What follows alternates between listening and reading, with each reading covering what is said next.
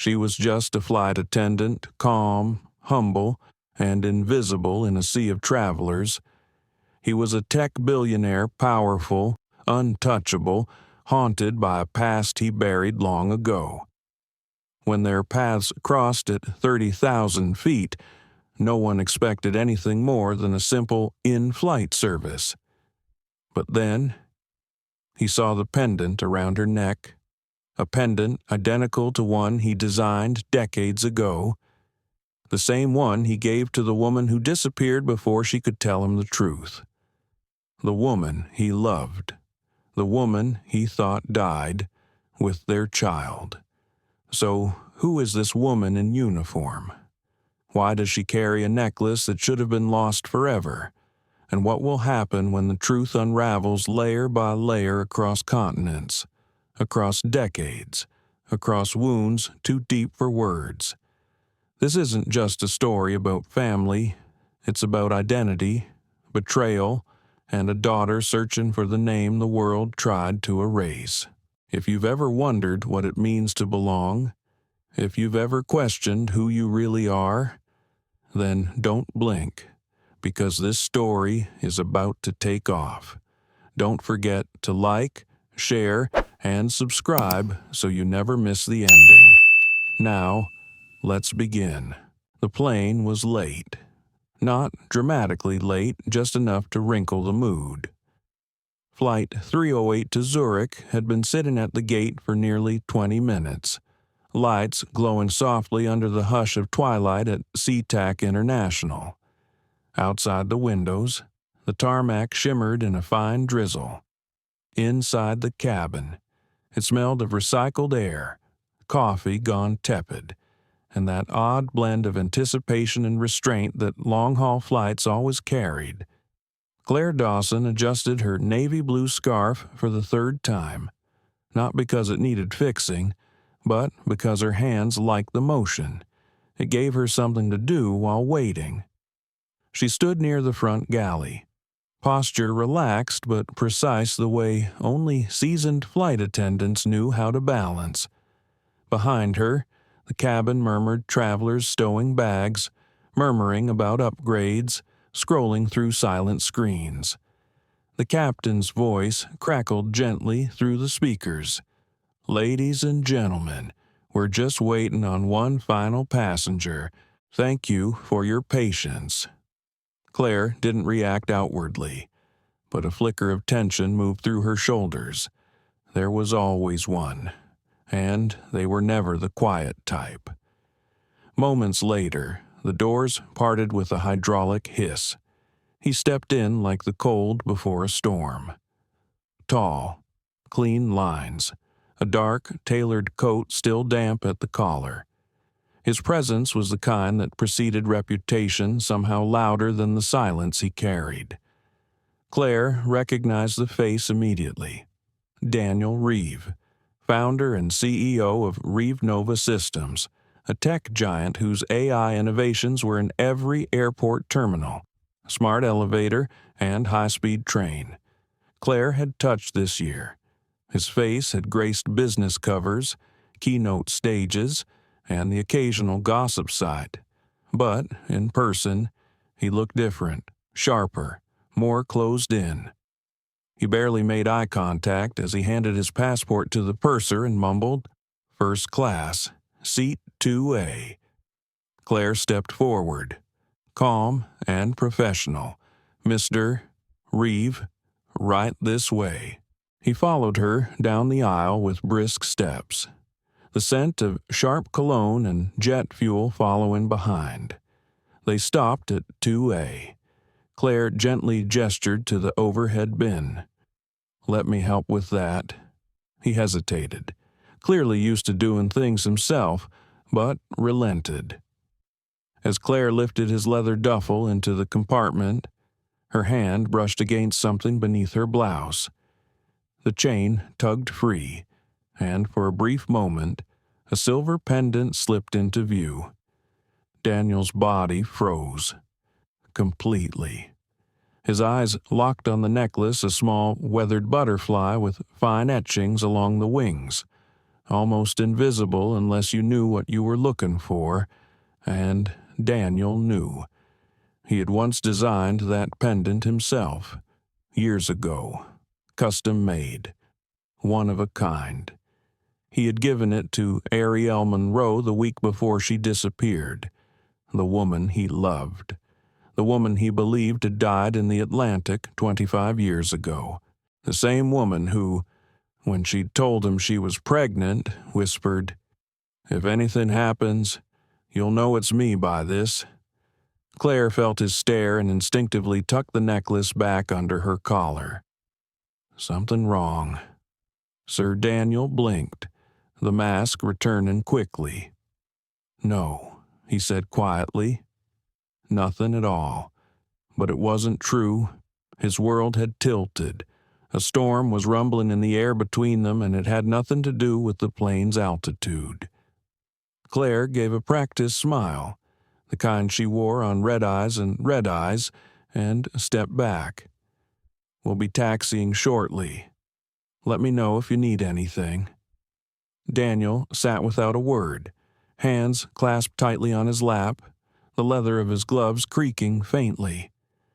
He didn't look at Claire again as she walked away, not because he wasn't thinking of her.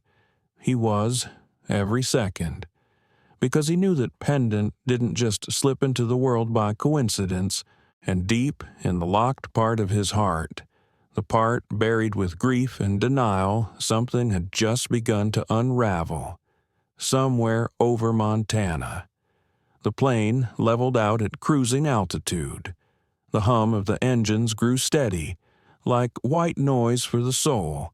Lights dimmed across the cabin as passengers settled into the lull that comes after takeoff but long before arrival. Claire moved gracefully down the aisle with the beverage cart, her motions automatic but mindful. She offered water, tea, wine, a warm blanket, soft apologies in gentle tones. First class was quiet, 8 passengers total, half already asleep, except for seat 2A. Daniel Reeve hadn't moved much, not his shoulders, not his expression, not even his grip on the glass of untouched ginger ale on his tray. The ice had melted. He stared forward, but he hadn't looked at anything. Not the screen, not his tablet, not the sky outside. His mind was elsewhere, 25 years elsewhere. The pendant, it wasn't just similar. It wasn't just familiar. It was the same. Claire passed him once, then again, the third time. She hesitated. "Would you like something to eat, Mr. Reeve?" He glanced up, startled not at the question, but at the name. It sounded so formal now, so foreign. From her lips, it felt undeserved. "I'm fine," he said. "Thank you." Claire nodded, but didn't move.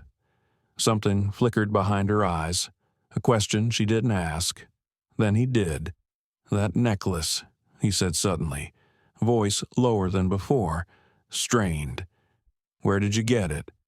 Her hand instinctively brushed the chain beneath her blouse, a reflex born of protection, not secrecy. "It belonged to my mother," she answered softly. "Or the woman who left it with me." Daniel's heartbeat spiked. He leaned in slightly, careful not to seem too eager. "Left it with you." Claire looked away, her posture tightening. The warmth in her eyes cooled, not in hostility but self-preservation. She'd been asked that question before, usually by strangers who didn't understand how careful you had to be with memory. "I was found at Portland International," she said finally. "Left in a chapel by Gate C. I was about 8 months old. No name, no note, just the necklace and a letter without a signature." Daniel swallowed. He remembered that chapel. Ariel used to stop there when she traveled for her photojournalism assignments. Said it was the only place airports felt sacred. "I'm sorry," he said. She blinked, surprised. Most people said how awful or that's heartbreaking. Few people said I'm sorry like they meant it. "It's okay," she replied after a moment. "I was adopted, raised by a wonderful woman. I had what I needed, just never answers." Daniel stared at the curve of her cheek, the cadence in her voice. There were pieces of Ariel in her, not obvious, but there.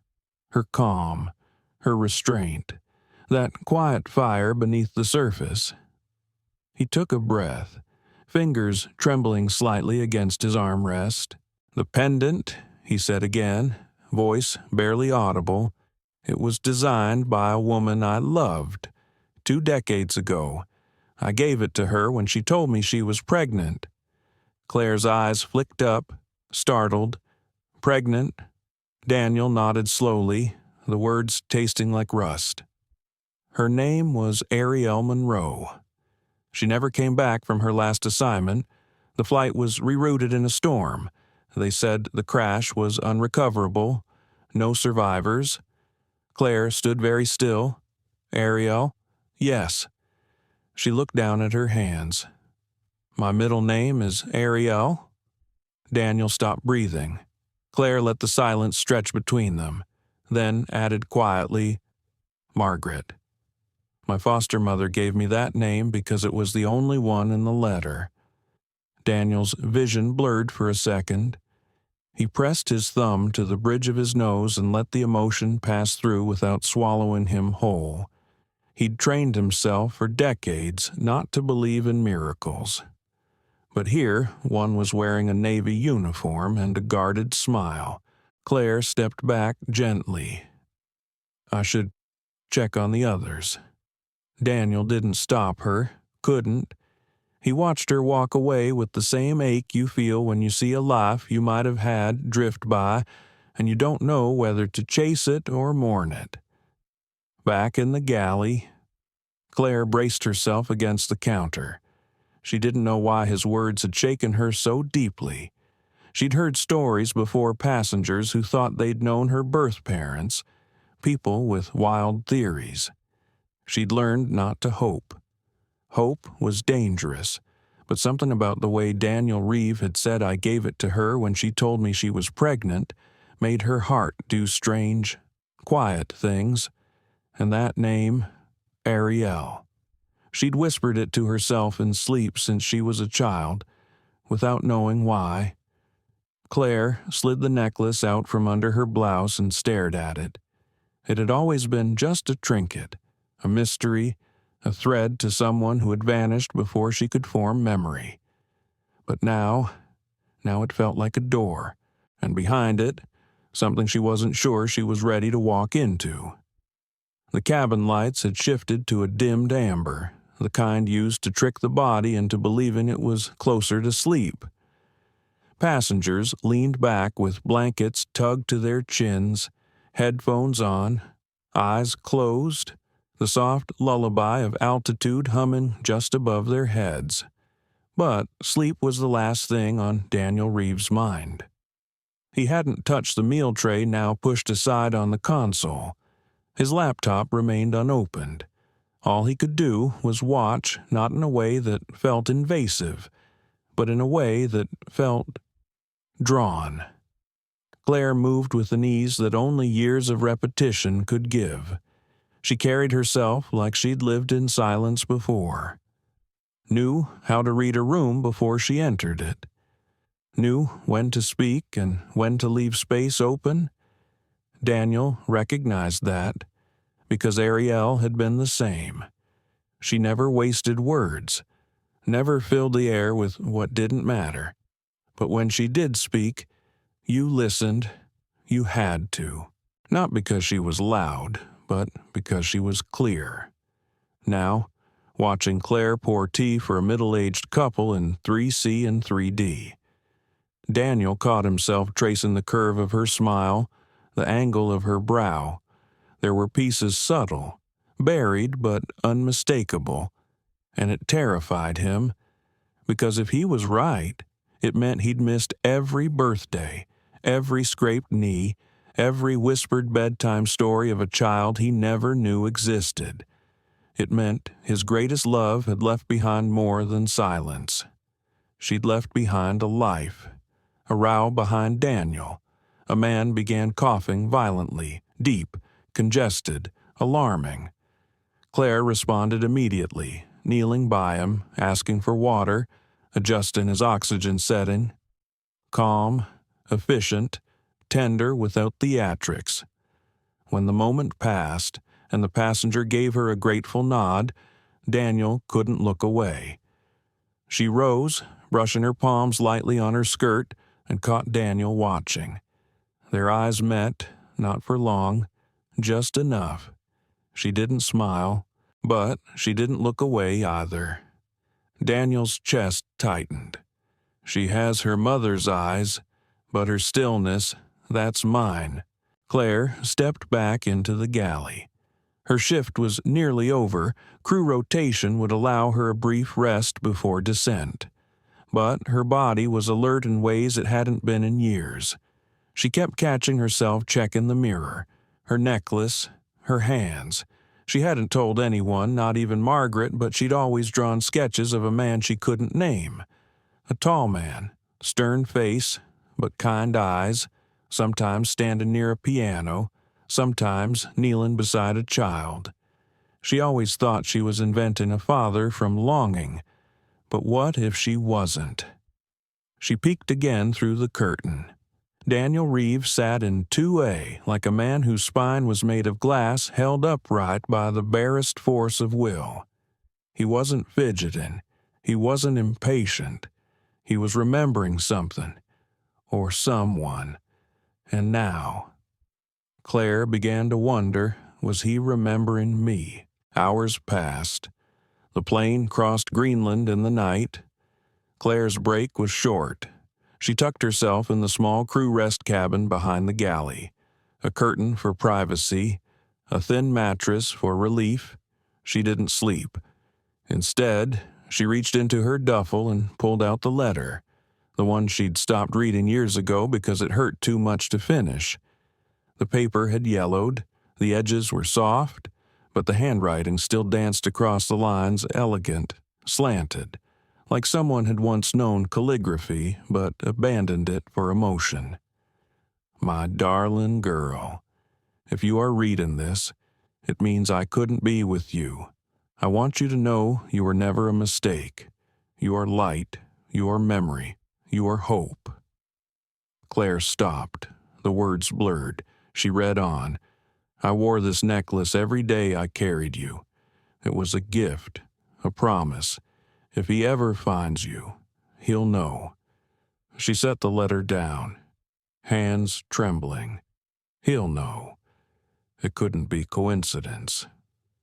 Not anymore. Daniel sat with his hands clasped tightly on his lap. He hadn't moved in nearly an hour. In the seat beside him, he'd placed something most people never saw a photo, creased from years in a wallet. It showed Ariel at 28, holding a journal against her chest, the sun haloing her hair. She looked like a lighthouse, glowing from within. He used to look at that photo every night, then every year, then not at all. Now it was back in his hand, like some long-forgotten prayer returning to a tongue that hadn't used it in decades. He looked at Claire again as she passed just for a moment, then down at the photo, then back at Claire, and something cracked inside him. The silence in his chest gave way to a question too big to contain. Could she be mine? Claire returned to her station. Her shift was nearly done. As she passed Siat 2A, Daniel stood, not abruptly, not aggressively, just rose. She paused. He looked at her, eyes darker than before but gentler. 2. Would you sit with me a moment? He asked, nodding toward the empty seat beside him. Claire hesitated. Something in her ribs tightened. I don't know what this is, she whispered, but I'm scared of it. Daniel nodded. Me too. The space between them felt thinner than air. He gestured gently to the seat again. 5 minutes. No pressure.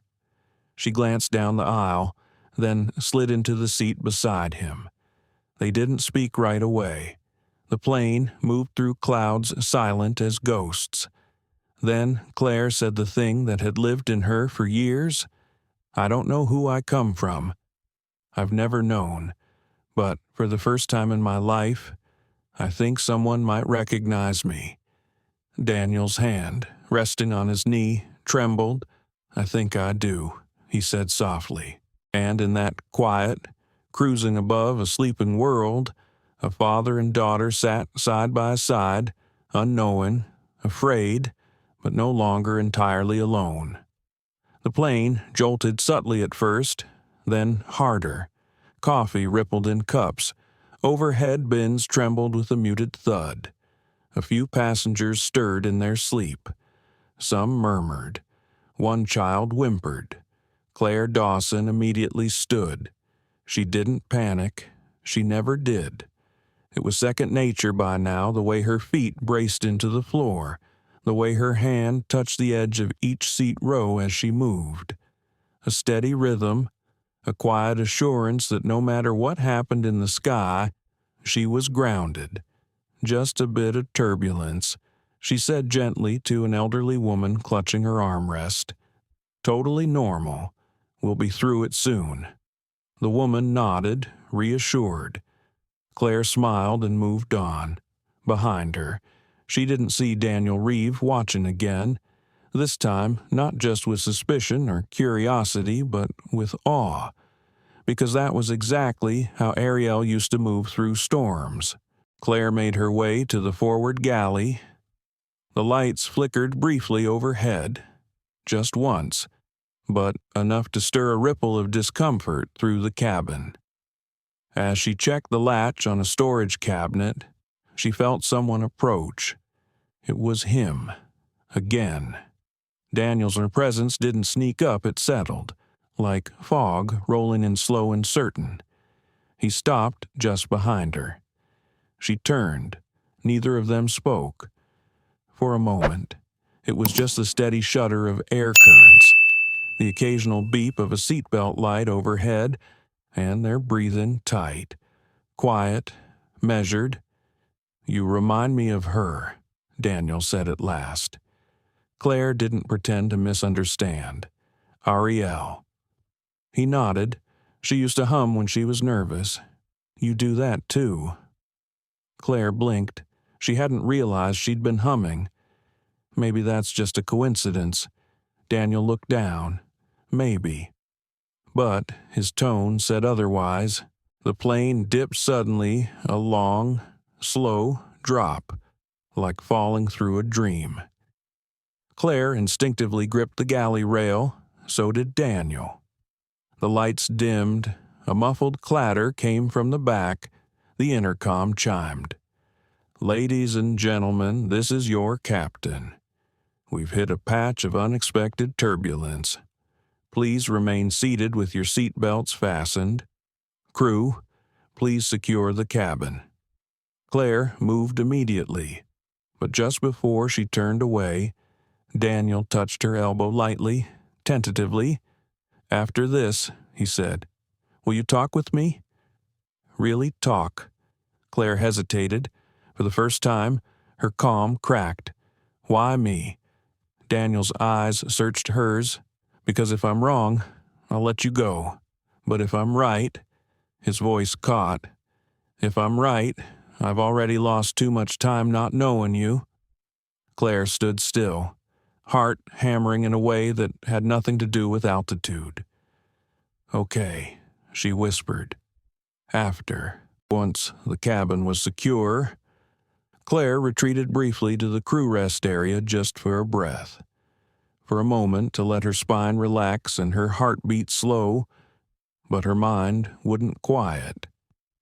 The turbulence outside had passed, but inside her, it was still building. She sat in the narrow crew bunk and pressed her palms against her temples. Was it possible? Could this man, this cold, powerful CEO, actually be her father? And if so, what did that mean for her identity, her memories, her life? The letter she kept, the necklace she wore, the middle name she'd never understood, the dreams she'd dismissed. What if they weren't just pieces of longing? What if they were real? What if everything she thought she lost had never really left? Back in the cabin, Daniel sat rigidly in his seat. He stared at the pendant one more time, the original, the one Ariel had left behind in her nightstand, etched with initials he once traced with trembling fingers. Ariel Monroe, a name the world had stopped saying, but he never had. Not in his mind, not in his most vulnerable hours. If Claire really was Evelyn, his daughter, he would never forgive himself. I would have raised her, he murmured under his breath. I would have loved her, but guilt is a cruel echo. It doesn't let go easily. It keeps looping until the heart frays. When Claire returned to the galley after the turbulence cleared, she looked different, still composed, still professional, but her eyes had softened. They held less suspicion now, more grief, more hope. She met Daniel's gaze from across the first-class curtain, and, for the first time, she didn't look away. She nodded once, an unspoken, "I'm ready." Daniel stood slowly, adjusting his sleeves like armor. This wasn't business. This was blood.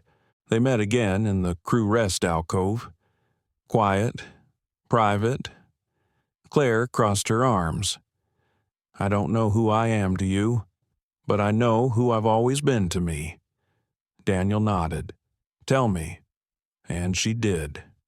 She told him about Margaret, about the chapel in Portland, about being the quiet girl who never asked about her parents because no one wanted to answer, about being told you're so calm for your age, as if peace was a trick she taught herself instead of a place she was born from. She told him about the letter, the necklace, the dreams, and finally, she said, I've spent my life being grateful for what I had, but I think I deserve to know what I lost. Daniel's breath caught. So do I, he said. They didn't hug, they didn't cry, but something happened in that moment. A tether pulled taut across time, and neither of them felt quite so alone anymore. The hum of the aircraft was the only soundtrack. By now, most of the cabin was asleep. The meal service was long over. The lights had dimmed to a sleepy blue. Claire had finished her final checks and returned to the crew rest alcove where Daniel waited, not as a CEO now, but as something far more fragile. He sat upright, almost stiffly, like he was afraid of taking up too much space in her world, like he didn't yet know if he was allowed to. Claire stood just inside the curtain, her hands clasped in front of her, fingers nervously picking at the edge of her sleeve. For a moment, neither spoke. You said you'd talk, Daniel said softly, almost apologetically. You don't have to, but I hope you will.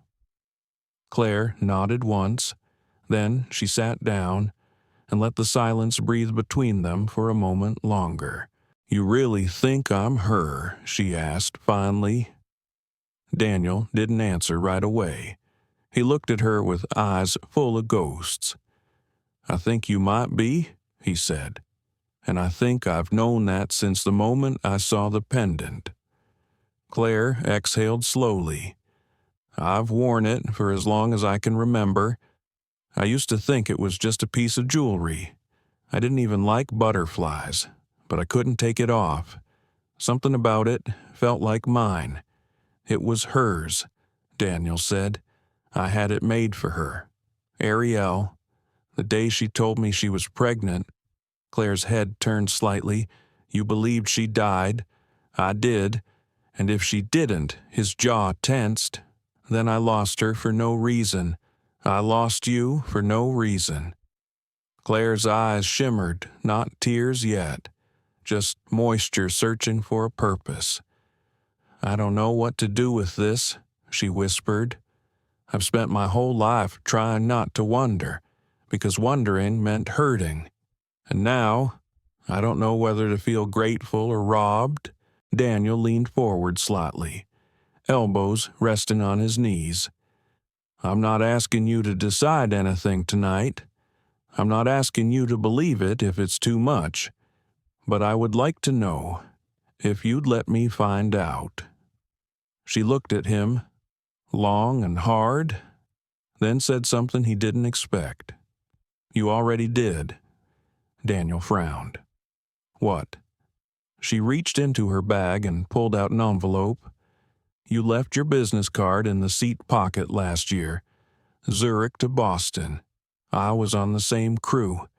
I remembered your face because someone in business class said your company just bought out a biotech firm." He blinked. I took the card. I kept it. I don't know why." Her voice cracked slightly. "But when I got home, I mailed a strand of my hair to the address on the back. With no name. Just a note that said, 'If you think you know, check.'" Daniel's chest went still. "I never got—" "You did," she said. "But it was routed through your assistant. You probably never opened it."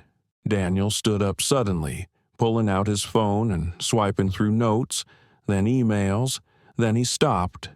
There it was, a forwarded message, 6 months old, unread. Claire watched his expression fall. "You missed it," she said, not with bitterness, just quiet acceptance. He looked up, voice hoarse. "I'm sorry." She shrugged, forcing a smile. Life is full of missed mail. Daniel sat down again, hands shaking. "Do you still want to know?" Claire hesitated. "I do." He reached into his coat pocket and pulled out a small envelope. Inside it, a sealed swab kit, lightweight, simple, a quiet revolution in a Ziploc bag. "We don't have to rush," he said. "But I want to," she replied. She took the envelope from his hand and placed it in her own carry-on. No ceremony, no drama, just a decision. For a while, they sat in silence, side by side, the sky outside stretching endless and black. The seatbelt light blinked softly overhead. Then Claire said something that surprised them both. "If it's true, if I'm your daughter," what then? Daniel stared straight ahead. "Then I'll spend the rest of my life making up for the part I missed." "You can't make up time," she said. "I know," he replied. "But I can honor it, and I can give you the truth, if nothing else." Claire nodded slowly, staring at the floor. "The truth is a start," she said. And for the first time in their long, strange flight together, Daniel smiled. That night, as the aircraft soared across the Atlantic, neither of them slept. Not because they were afraid, but because something ancient and unnamed had opened between them, and they didn't want to miss a single breath of it. The sky outside was beginning to lighten. A soft, pale blue pushed gently through the small oval windows, announcing the slow birth of dawn over Switzerland. Below them, the jagged edges of the Alps caught streaks of light like scattered glass.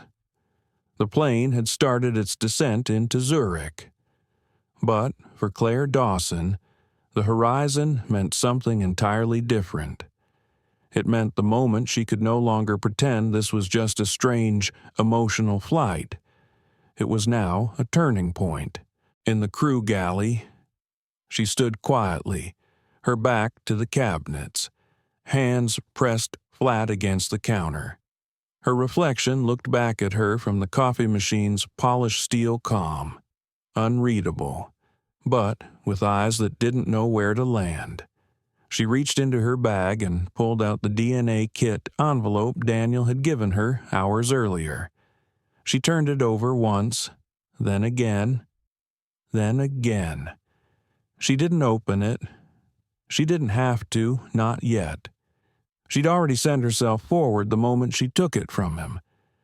Now it was just a matter of what would happen after. Daniel Reeve sat in 2A again.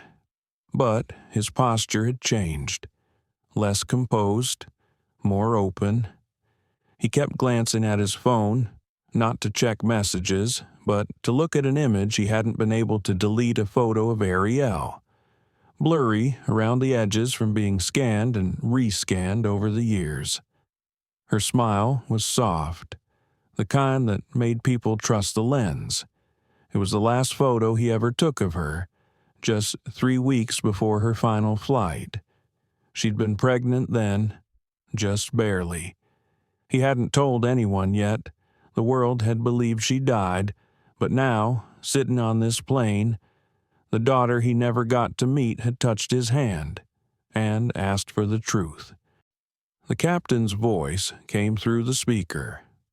"Ladies and gentlemen, we're beginning our final descent into Zurich. Please return to your seats and fasten your seat belts. Claire, now back in uniform, walked the aisle slowly, checking every overhead bin, every latch." She smiled as she passed passengers who had no idea the weight she was carrying in her pocket. When she reached 2A, Daniel looked up, quietly. She leaned in and adjusted his shoulder belt as an excuse to speak low. "After landing," she whispered, "you'll be at gate 36. Wait for me, I'll wait as long as it takes," he said. Their eyes met again, and just for a moment, neither of them was afraid. Wheels down, the plane touched the runway with a soft thud, rolling forward beneath a gray morning sky. Inside the terminal, announcements crackled, bags clattered from overheads, and people returned to Earth both physically and mentally. Daniel exited first, per usual, but this time he didn't disappear into a luxury car or duck into a private exit. He stood near gate 36, hands in his coat pockets, watching the jet bridge as passengers emptied. Claire appeared 5 minutes later, out of uniform, rolling a small bag behind her. Her hair was tied back now, more casual, more vulnerable. She walked up to him slowly. He looked like he'd been waiting years. "There's a cafe upstairs," she said. "By the windows. They have real coffee."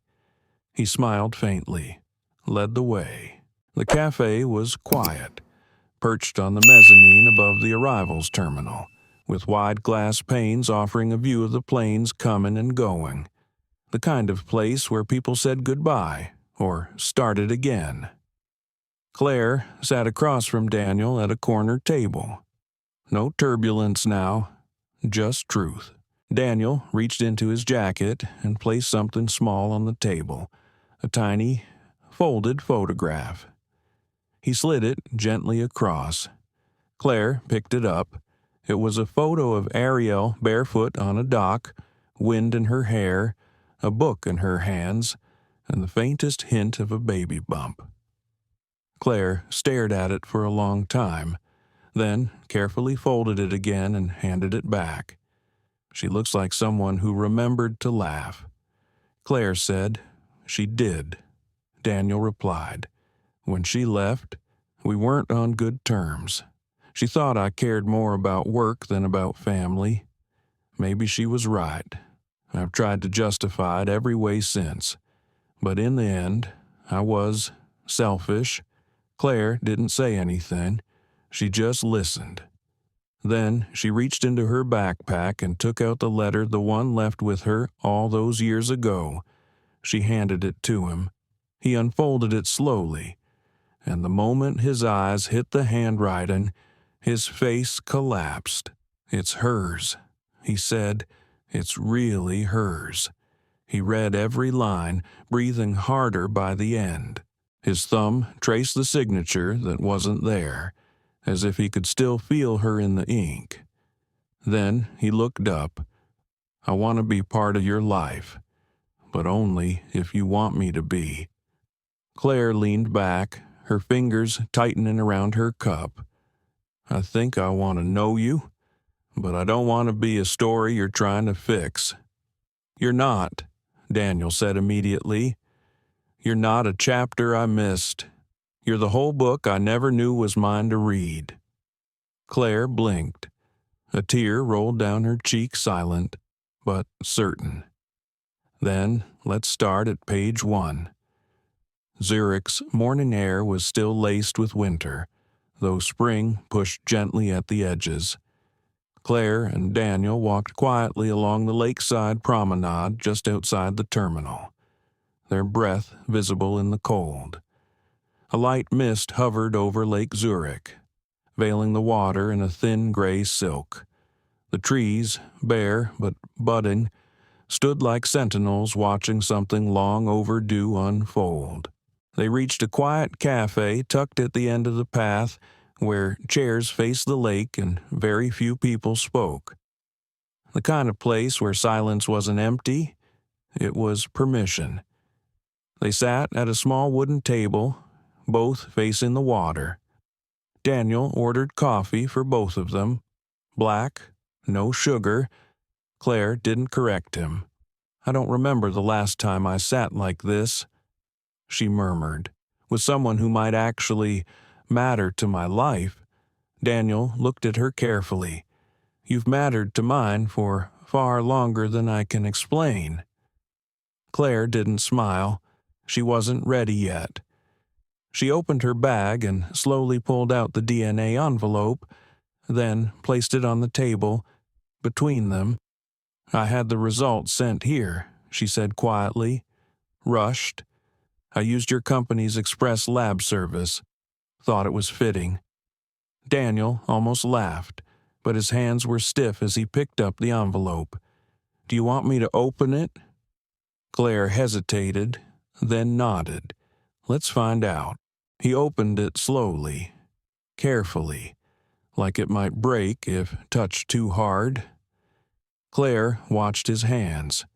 They were large, clean, structured like someone who once worked with tools before he ever worked with tech.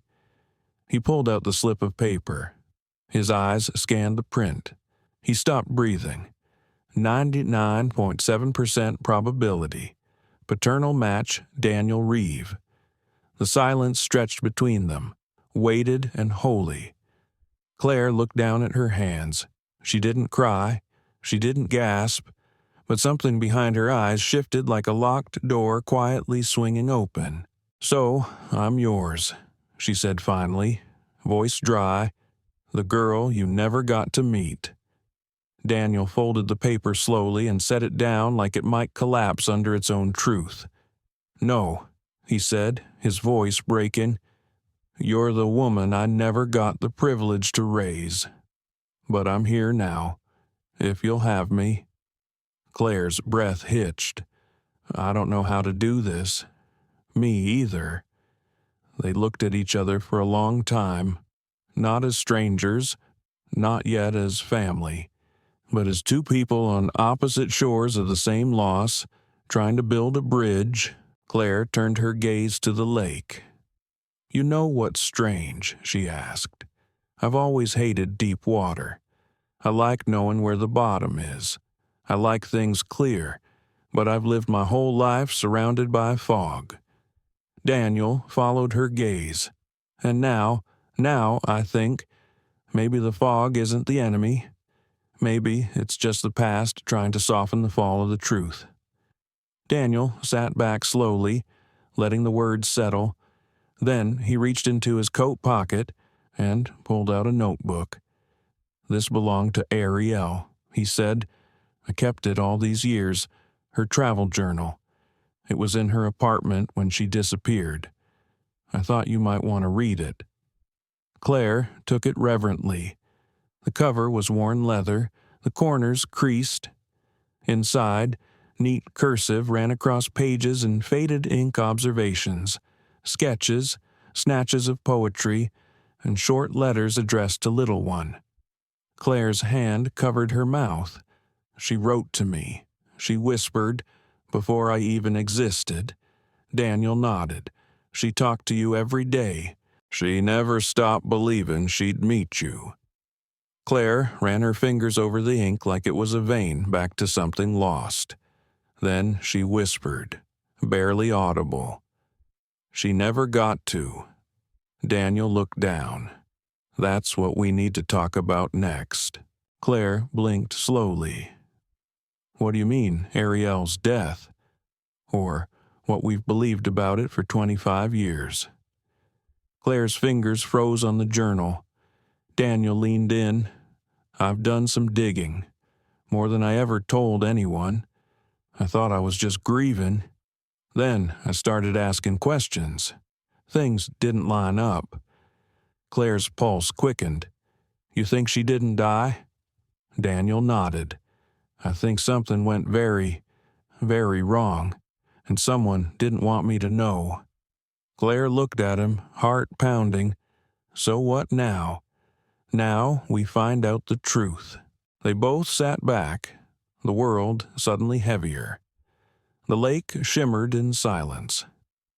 Claire looked at the DNA report, the journal, the man across from her. For years, she had built her life on half-formed memories and missing pieces. Now, for the first time, she had a corner of the puzzle. It wasn't the whole picture yet, but it was real. Do you believe in starting over? She asked softly. Daniel stared at the lake. I believe in starting, even if it's late. And so, under a sky soft with new light, a father and daughter began again, not at birth, but at truth. Back in her Zurich hotel room, Claire sat cross-legged on the bed, a towel wrapped loosely around her hair, steam still trailing from the bathroom. It had been a long day. She hadn't even unpacked, but the room was already strewn with pieces of a life coming undone and slowly being rebuilt. The DNA results still folded on the nightstand, her flight uniform neatly draped over the chair, Ariel's journal open on the bed beside her, and beside all of it, resting on top of an old scarf she hadn't worn in years, was a letter, yellowed, fragile. Her foster mother, Margaret Dawson, had given it to her the week before Claire left for Zurich. It was the only thing Margaret had ever kept hidden, a letter Claire had never known existed.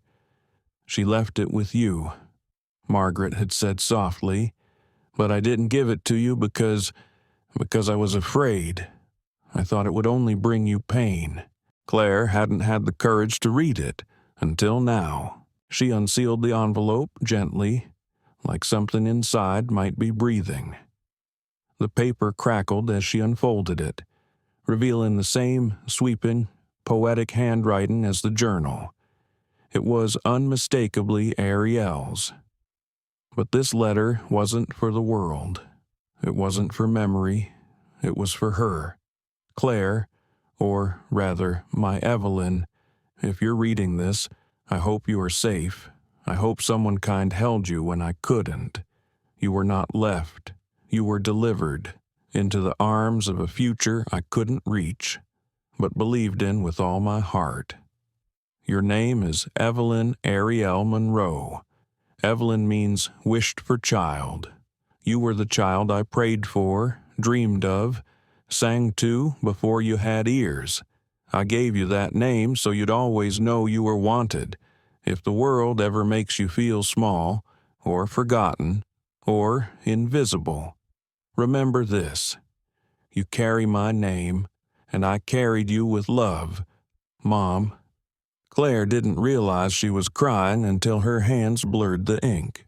She brought the letter to her chest and curled over it, like she could pull the memory of her mother into her bones. And in that moment, she felt something shift inside her. Not pain, not grief, belonging, not borrowed, not inherited, not fostered, hers. Later that night, she stepped into the city. The air was crisp and light, and the lights along the lake glimmered like they had something to say.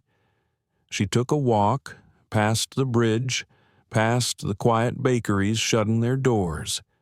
She walked until she reached a small stationery shop still aglow. She went in, bought a note card, and returned to her room. She sat at the desk and wrote 3 words on the card. "My name is Evelyn." Then she picked up her phone and took a photo of it.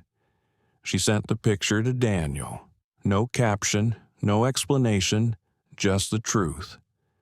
Seconds later, a message buzzed back. "It's beautiful. So are you." She smiled, not because of what he said, but because she believed it, maybe for the first time. The next morning, she met Daniel at the cafe again. He stood when she approached, and for the first time, he opened his arms. She walked into them, slow, careful, like someone returning from war. When they stepped back, Daniel placed his hands gently on her shoulders. "Evelyn," he said aloud, letting it settle between them. "It suits you. I feel like I've just met myself," she whispered. He smiled. "She's remarkable." They sat again at the same table. Evelyn now rested the journal in front of her, open to a page where Ariel had written a short poem. "Daughters are ships sailed into seas. Mothers may never reach, but always remember." Evelyn traced the words in silence, then said she never meant to leave me. Daniel nodded. "No, I don't believe she did." "Then where did she go?" "That's the next part," he said, "and I think we're going to find out." Together, Evelyn folded the letter again and placed it carefully into the back of the journal, like a cornerstone. A name once hidden was now hers to carry, not a shadow, but a signal. The train ride from Zurich to Berlin was quiet, too quiet for what was coming. Evelyn sat beside the window, watching blurred villages pass under a pale, gray sky. Her reflection drifted on the glass a face she was still learning how to own. She held her mother's journal on her lap and a folder Daniel had given her just before they boarded.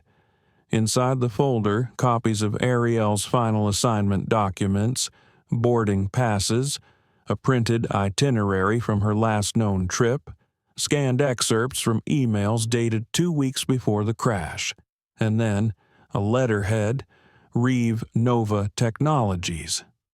Evelyn frowned. "Your company?" she asked, voice careful. Daniel nodded, not meeting her eyes. It wasn't supposed to involve her, but someone brought her in, who Daniel looked out the window, my former executive assistant, Ruth Langley. Ruth had worked beside Daniel for over a decade. Sharp, brilliant, loyal, or so he believed. But just months before Ariel's flight vanished, Daniel had begun noticing changes: confidential files misplaced, expense reports with missing authorizations, quiet meetings happening without him. And one day, a contract came across his desk, an NDA for a photography consultant attached to a Black Ops product reveal. Ariel's name was on it. He'd confronted Ruth, furious. Why is she involved? Ruth had shrugged. She needed the money. You weren't supporting her. Daniel had torn up the contract. But it was too late. 3 days later, Ariel boarded that flight, and she never came back. In Berlin, they walked through cold rain toward an office building now occupied by another company. But Daniel still had contacts. An old archivist, Lucas, now retired, met them in a small cafe across the street. He looked older than Daniel remembered, age resting heavily in the curve of his spine, but his mind was sharp. "You said you're looking for HR archives, anything tied to Ruth Langley." Daniel nodded. "We believe she falsified records, possibly to divert attention away from a consultant who disappeared in 2000. Lucas hesitated, then reached into his bag and slid across a flash drive. "I kept everything," he said, "even the things I was told to erase." Why, Evelyn asked, curious. Lucas smiled faintly. "Because I've worked with enough ghosts to know when one's still walking." Back at their hotel, they opened the drive on Daniel's laptop. Inside folders, memos, travel vouchers, and then buried deep a passenger manifest for a private Reeve Nova charter flight, rerouted from its original path the same night as Ariel's final flight. One name stood out, Ruth Langley. Another document, time-stamped 2 days later, showed a large wire transfer from an anonymous trust into an offshore account. Recipient Langley Consulting. Evelyn stared at the screen, her mouth dry. "Are you saying?" She knew she didn't just know, Daniel said. She sent her. Evelyn pushed back from the desk. Why? Because Ariel had leverage. She threatened to go public. Ruth silenced her. The words hung between them like a storm. Daniel stood, pacing. "I didn't see it. I trusted Ruth. I gave her power. I let her get too close to everything my company, my life, my grief, and my mother died for it," Evelyn said. Daniel looked at her. "We don't know that she died." Evelyn frowned. "You think she survived?" Daniel took a deep breath. There was a report, a rescue manifest out of a coastal hospital in northern Morocco. One Jane Doe, severe head trauma, no ID, no memory, vanished from the system after 72 hours. He turned the screen. The sketch looked like Ariel. Evelyn felt the floor tilt. Why wasn't this followed? Ruth shut the file, marked it fraudulent, said it was a hoax. Evelyn's voice rose. "And you believed her?" Daniel didn't answer. "That was enough. You were supposed to protect her," Evelyn said quietly, eyes burning. "And when she vanished, you buried her with your guilt, while she might have been out there alone, broken, forgotten." Daniel's voice cracked. "I failed her. You failed us." Evelyn's hands trembled as she stood and walked to the window. Rain ran down the glass like tears she couldn't release. "You kept building empires while I spent my life asking empty skies who I was." Daniel stood behind her, silent. He didn't try to apologize again. He knew it wasn't the time, but he did say this: "Help me bring her name back. Let's show the world what was done. Let's bring her home if we can." Evelyn turned, slowly. "Even if it means tearing down everything you've built, especially if it does." The firestorm had begun. They weren't just uncovering the past anymore. They were challenging it. Evelyn, no longer silent. Daniel, no longer blind. And somewhere in the fog of decades lost, a mother might still be waiting. The press conference was scheduled for 9:00 a.m. By 8:40, the room was full. A quiet hum buzzed beneath the bright lights of the Reeve Nova Media Center in downtown Berlin. The logo, silver and glass, glistened above the podium where hundreds of product launches and market updates had once been delivered. But this wasn't a product launch. This was a reckoning. Daniel Reeves stood behind the curtain, adjusting his cufflinks with shaking hands. His tie sat slightly crooked. He didn't fix it. Evelyn stood beside him, dressed in black, her mother's pendant just visible beneath her collar. Neither spoke. The decision had been made. They were bringing everything to light. At 9:01, Daniel stepped forward. Cameras clicked. Lights flashed. He didn't read from a script. He didn't smile. He began quietly. 25 years ago, a woman I loved and the mother of my child disappeared. A pause. Her name was Ariel Monroe. She was a photojournalist, an activist, and a voice for those no one else would listen to. He looked at Evelyn, then back at the cameras. For years, I believed she died in a plane crash, but I was wrong. The room stilled. He raised to document a copy of the charter flight record, the altered NDA, the DNA test. We now have reason to believe that Ariel was targeted, silenced, and possibly disappeared under a coordinated effort to keep her from revealing classified misconduct within this company. My company. Gasps, whispers, rapid typing. Daniel continued. I allowed people too close to power, people who manipulated grief. One of those people was my former executive assistant, Ruth Langley. He paused, letting the weight settle. This company will undergo a full forensic investigation. We have already submitted our findings to German authorities and Interpol. Cameras surged forward. Reporters yelled questions, but Daniel held up a hand. I have one more thing to say. He stepped aside and gestured toward Evelyn. This is my daughter, Evelyn Ariel Monroe. The world never got to meet her, but you will now. Evelyn approached the podium slowly, deliberately. The cameras didn't intimidate her. She had lived in the shadows too long to fear the light now. She spoke clearly, without notes. I was found in an airport chapel when I was a baby. No name, no history, only a necklace and a letter. She held up the pendant. This necklace led me to a truth I was never supposed to know, that my mother loved me, that my father mourned me, and that someone tried to erase all of it. She took a breath. To those who want this to stay buried, we are not going away.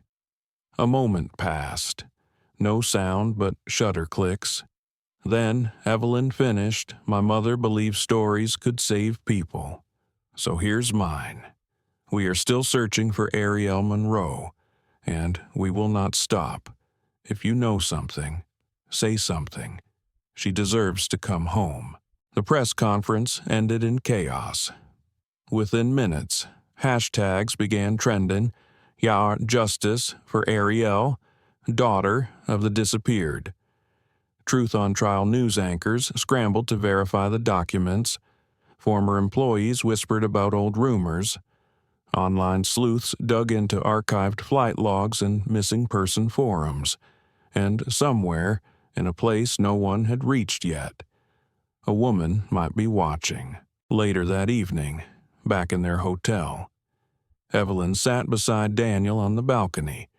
The city lights glowed beneath them, golden and chaotic. You didn't have to do that, she said quietly. Yes, Daniel replied. I did. Evelyn looked down at her hands. You risked everything. I already lost what mattered most once. I won't let it happen again. She nodded, lips tight. Do you really think she's alive? Daniel was quiet for a long time. I don't know, he said, but I believe someone does. And that's when it came. An encrypted message to Daniel's private inbox, no name, no subject line, just a file attachment, a scanned photograph. Evelyn leaned in. It showed a woman, taken from afar, seated in a garden near the edge of a coastal cliff. Her face obscured by sun and scarf, but the posture, the hands, the stillness. It could be her. Attached a set of coordinates. Evelyn looked up. That's Morocco. Daniel's voice was barely a whisper. Then we go. The trial had begun. Not in a courtroom, but in the court of truth. And now the next witness waited somewhere beyond oceans. Names and silence. The road to the coast was long and winding, with the Moroccan sun pouring in like honey. Golden dust rose in slow spirals from the path as their rental car crawled along the edge of a cliffside village where the Mediterranean met the sky. Daniel hadn't spoken much since they landed. Evelyn, in the passenger seat, clutched Ariel's journal like a map of her mother's memory. She couldn't bring herself to hope too much. Not yet, not until she saw a face. But her pulse had been uneven since the photo, since the eyes behind that scarf. "You okay?" Daniel asked gently. "I don't know," she whispered. "What do you say to someone who might have forgotten you?" Daniel exhaled. "You don't say anything. You just show up." They arrived at the village just after noon. Small houses with hand-painted shutters. Children playing with makeshift toys. A fruit vendor humming under a faded tarp. No one seemed hurried. A local woman directed them toward the garden in the photo. "La femme silencieuse," she asked knowingly. "She comes to the same bench every morning. Always with a book. Never speaks. Do you know her name?" Evelyn asked. The woman only shrugged. "She writes it nowhere." They walked slowly through a narrow path between flowering hedges and lemon trees. And then they saw her. The woman from the photo. Same shawl, same posture, sitting alone on a stone bench facing the sea. Back straight, spine proud.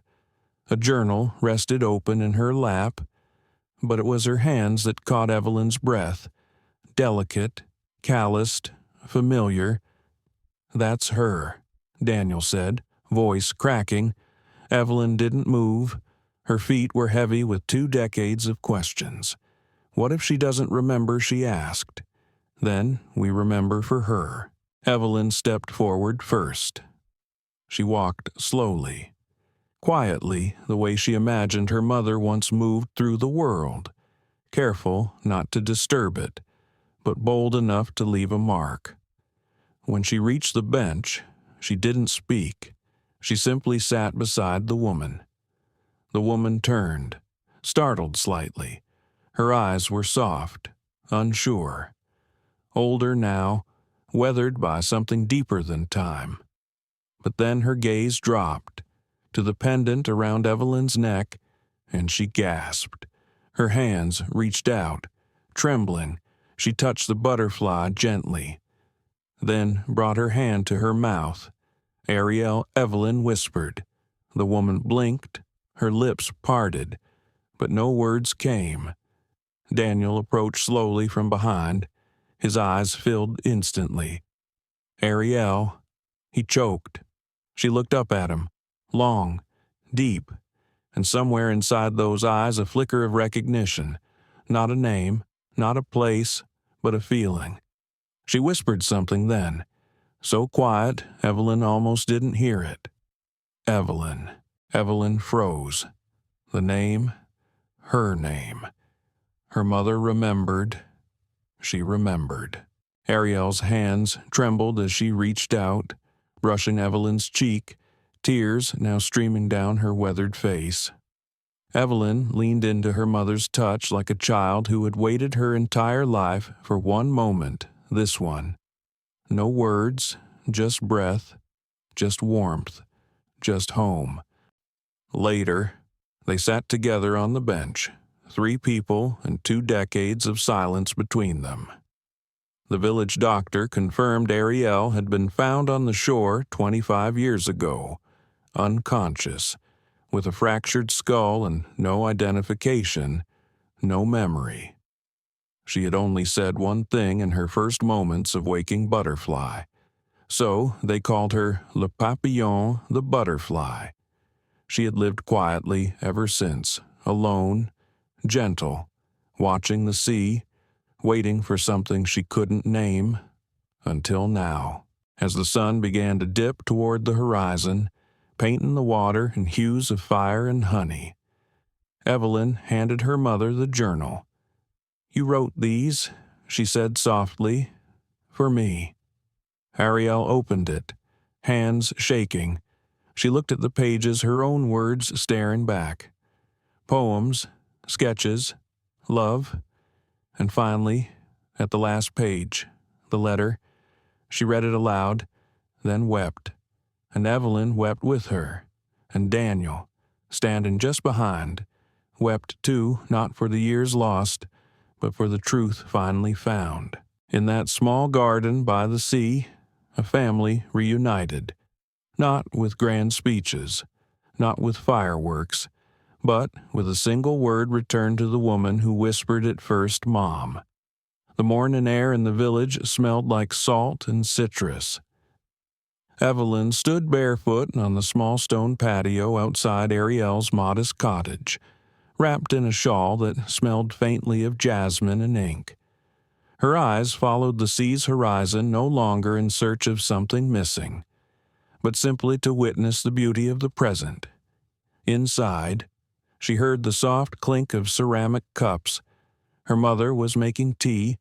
Her mother, that word had shape now, warmth, a scent, a sound, not just a letter hidden in a box, not just a name on a page, but a living presence.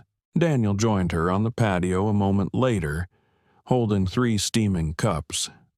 She added ginger this time, he said. Apparently, that means she likes you. Evelyn smiled. She remembered that I hated cinnamon. That's something. They both laughed softly, still learning the sound of joy together. They had stayed in the village for a week. No media, no press, no boardrooms, just healing. They walked every morning, read from the journal each afternoon, and sat on the porch each evening listening to Ariel hum old songs, fragments of lullabies Evelyn never knew she remembered. The doctors said her memory might never fully return, but the most important parts had already come back. Names, faces, feelings, the soul. One doctor had said, remembers what the mind forgets. On their final evening in Morocco, Daniel handed Evelyn a letter. From Rivnova's board, he said, they want me to return, restructure, salvage what's left. Evelyn opened the envelope, a position offer, head of ethics and public advocacy. She looked up, surprised. They want me. Daniel smiled. You're the reason we're still standing. She stared at the paper, then folded it and set it down. I need time. Take it, he said. The world will wait. You've earned that. Later that night, Ariel pulled something from an old trunk at the foot of her bed, a tattered leather photo album. Inside were images from a life long ago, Ariel in college, standing beside a camera twice her size. Daniel in a windbreaker, hair longer, eyes younger, a blurry sonogram photo with the word Evelyn scribbled underneath. Evelyn traced her name with a fingertip. You saved everything. Ariel smiled faintly. I couldn't save myself, but I knew. One day you'd need to know you came from love. Evelyn leaned into her, and for the first time, she felt whole. The next morning, they packed quietly, not to leave everything behind, but to bring it forward. Evelyn placed the photo album and journal in her carry-on. Daniel carried a sealed envelope, the final legal papers to declare Evelyn his daughter, retroactively and irrevocably. Ariel placed something else in Evelyn's hands. The pendant, the same butterfly that had connected their lives through decades of silence. Keep it safe, she whispered. For her. Her Evelyn asked, puzzled. Ariel placed a hand gently on Evelyn's stomach. You're carrying more than memory now. Evelyn's eyes widened. Daniel turned, startled. You knew Ariel smiled. Mothers always do. On the flight home, Evelyn looked out the window at the morning sky. Somewhere below, the Mediterranean sparkled, and in her lap, her journal, the new one, remained open. She wrote, My name is Evelyn Ariel Monroe. I was born in silence, raised in shadow, but I have flown through fire, and I am not lost. I am my mother's song, my father's second chance, and the beginning of a new story." She closed the book and whispered to herself, "Let her fly."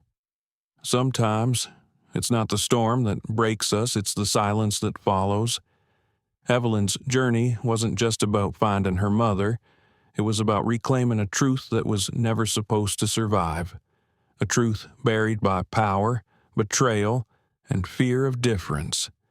She was abandoned, forgotten, mislabeled, but she rose, she found her voice, she found her name, and through love, she found the family that was stolen from her not by fate, but by the choices of people who thought they could control the narrative.